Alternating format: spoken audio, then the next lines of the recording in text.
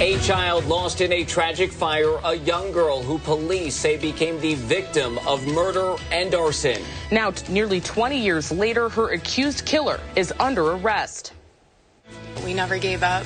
We never stopped fighting, and we're not done yet. Savannah, you have not been forgotten. A family is hopeful. They finally found justice nearly 20 years after the horrific fire that killed 8-year-old Savannah Strieber. Tonight, new details on the accused killer arrested 2 decades after the tragic night in Rochester. We know this arrest will not bring her back, but we hope that it will bring you some sense of solace and that the person responsible will finally face a court of law. A fire that would result in unspeakable pain for a Rochester family. Good afternoon. I'm Matt Malloy. And I'm Karen Edwards. The body of 8-year-old Savannah Strieber found in her mother's bedroom on that tragic night in 2004. Years would go by until an arrest would finally come. Timothy Kuhn, found in Florida.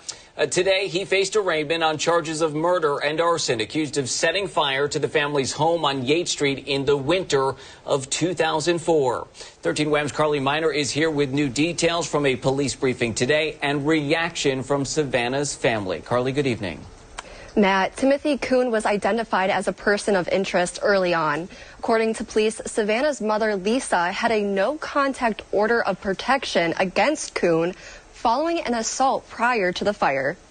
After nearly 20 years of waiting, the family of Savannah Strieber walked into a courtroom to face the man charged with her death. We're just happy an arrest has finally been made. Timothy Kuhn, now arrested and charged with intentionally setting fire to the back porch of the Strieber home in 2004. On February 28, 2004, shortly after midnight, residents on Yates Street reported hearing a loud noise, then noticed the house at 17 Yates Street was on fire. While Savannah's mother, Lisa, was at work, police say a babysitter was watching several children inside the home at the time of the fire. That included Savannah, her 3-year-old sister, Alex, and the babysitter's 11-year-old son. The babysitter rushed to wake Savannah and Alex. Once outside, the babysitter quickly realized Savannah was no longer with them. She attempted to re-enter the burning house, but the fire was already too intense. When firefighters extinguished the fire, they recovered Savannah's body inside of her mother's bedroom. It is believed she likely ran into the room looking for her mom. In 2018, investigators reviewed the case, prompting new information to come forward.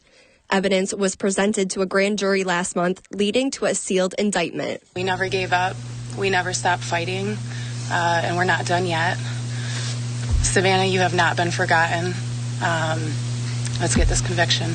A Monroe County judge then issued a warrant for Kuhn's arrest. He was found at his residence in Holmes County, Florida, and taken into custody by members of the Rochester U.S. Marshals Violent Felony Fugitive Task Force on December 28th.